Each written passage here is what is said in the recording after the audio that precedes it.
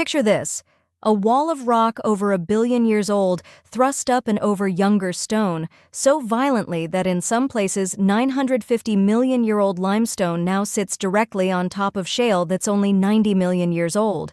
That's not a metaphor, that's just Tuesday in Glacier National Park. Welcome to Glacier National Park, tucked into the northwest corner of Montana, straddling the spine of the Rocky Mountains and the Continental Divide itself. This is a big place, over 1 million acres, 1.012 million to be exact, covering 1,583 square miles, and nearly all of it, 963,000 acres, is protected wilderness. It became the country's 10th national park on May 11, 1910, when President Taft signed the bill into law. Back then, in its first full year, it drew about 4,000 visitors. In 2019, the most recent complete year on record, that number was over 3 million. Elevation here swings from 6,646 feet at Logan Pass all the way up to 10,448 feet at Mount Cleveland, the park's tallest peak. And it's not just mountains. This park holds 175 of them, plus 762 lakes and nearly 3,000 miles of streams. Long before it was a national park, this land had names that had nothing to do with glaciers being a novelty.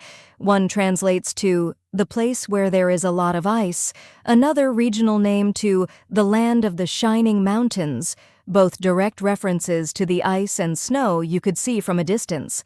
The first documented sighting by a white American came in 1873, when an Army lieutenant named John Van Orsdale crossed Cutbank Pass and encountered the glaciers firsthand. A decade later, he was already writing that setting this land aside as a national park would benefit Montana. The man most responsible for actually making that happen was George Bird Grinnell, who pushed for the park's protection for decades. In 1887, Grinnell and an Army lieutenant photographed Grinnell Glacier, likely the earliest repeat photography effort ever done in the park. The name itself came from a geologist, François Matte, who suggested in 1906 that the area might fitly be called Glacier Park, and a Montana senator formally proposed it in 1908. Some local newspapers worried the name sounded too cold to attract visitors. They were wrong. The glaciers became the park's biggest draw, but here's a wrinkle most people don't know.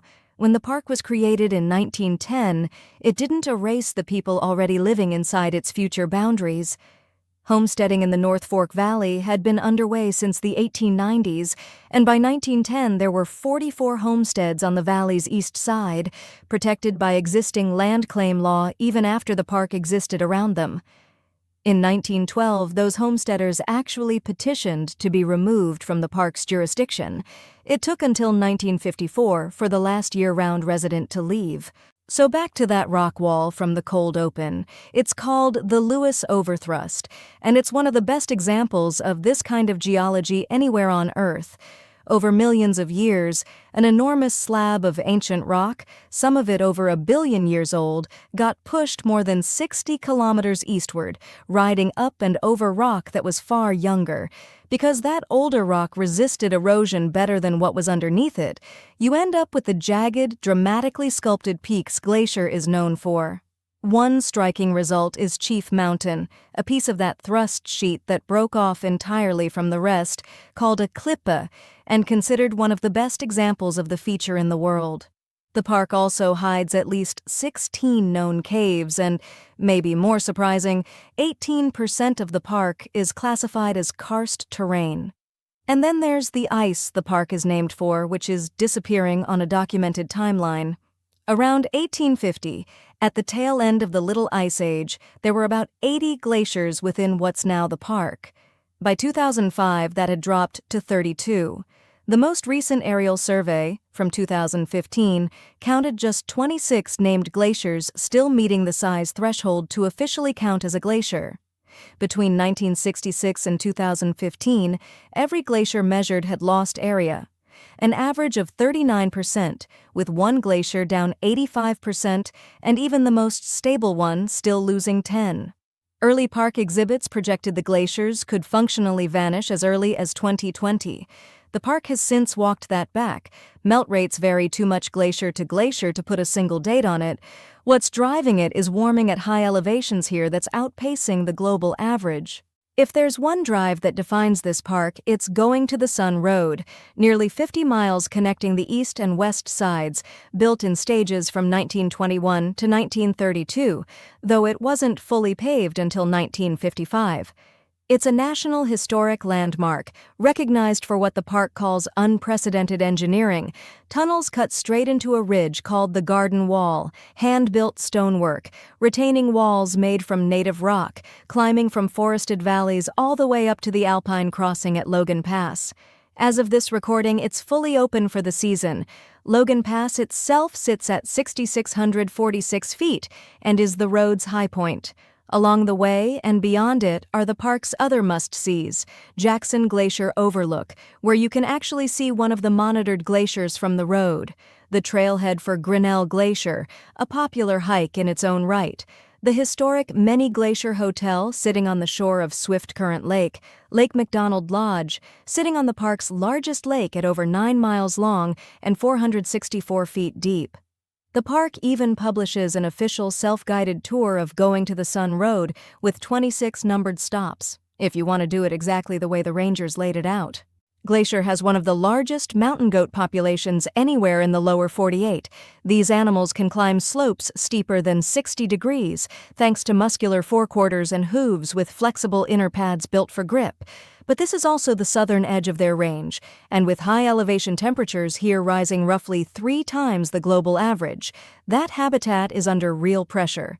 Then there are the bears. DNA testing, from a project that collected 34,000 hair samples, currently estimates roughly 300 grizzly bears and 600 black bears living in the park.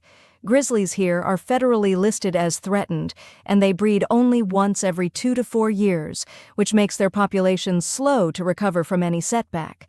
Smaller, and maybe more vulnerable, the pika, a tiny, heat-sensitive mammal that doesn't hibernate, estimated at somewhere between 1,800 and 3,600 individuals park-wide in a 2007 to 2009 study. A pika starts experiencing potentially fatal heat stress once its body temperature hits 109 degrees Fahrenheit, and northwest Montana has already warmed 2.7 degrees over the last century, nearly double the global average pace. And underwater, bull trout, a federally threatened species, are being pushed out by lake trout that were introduced to a nearby lake back in 1905 and have been spreading through the watershed ever since. Once lake trout show up in a lake, bull trout populations typically collapse within about 30 years. The park's fighting back with fish barriers, net removal, and even physically relocating juvenile bull trout to lakes lake trout can't reach. If you're planning a trip, start at one of the 3 visitor centers, Apgar, St. Mary, or Logan Pass. There are 13 developed campgrounds, ranging from tiny 7-site spots like Logging Creek and Quartz Creek, up to Apgar's nearly 200 sites. Park-wide, there are 158 trails covering close to 746 miles. Just know the weather can turn fast. This park sits right where warm, wet Pacific air runs into cold, dry Arctic air along the Continental Divide, producing warm, sunny summer days, but also the real potential for extreme conditions. Polebridge sits on the park's remote North Fork side, an area NPS itself calls one of reduced visitation, reachable only by unpaved roads with no cell signal. It traces back to a mercantile that a shopkeeper named William Adair first opened in 1904, then relocated across the river in 1913, making Polebridge the cultural heart of a homesteading community that most people don't even know existed inside a national park. That messier, more human history, 44 homesteads inside the park's boundary at its founding, a petition to leave the park, families staying until 1954, doesn't fit the usual untouched wilderness story, but it's just as much a part of how this place became what it is. One of the quieter crises here involves whitebark pine, a tree whose seeds are a critical food source for grizzly bears, black bears, and other wildlife. A 1996 study found 44% of the park's whitebark pine already dead from a non-native fungus called white pine blister rust, with about 78% of the survivors infected. These trees can live 1,200 years, and they used to cover up to 20% of the park's forested land. The park started a restoration program in 1998 and has planted over 15,000 seedlings since 2000. It's worth saying plainly, the same warming trend that's melting the park's glaciers is also stressing its pikas, its mountain goats, and its whitebark pine all at once. Glacier is a park named for something it's actively losing, but for now, the ice, the goats, the 1,000-year-old pines, they're all still here, and still worth seeing for yourself. Next time, we're heading somewhere just as wild with its own story to tell.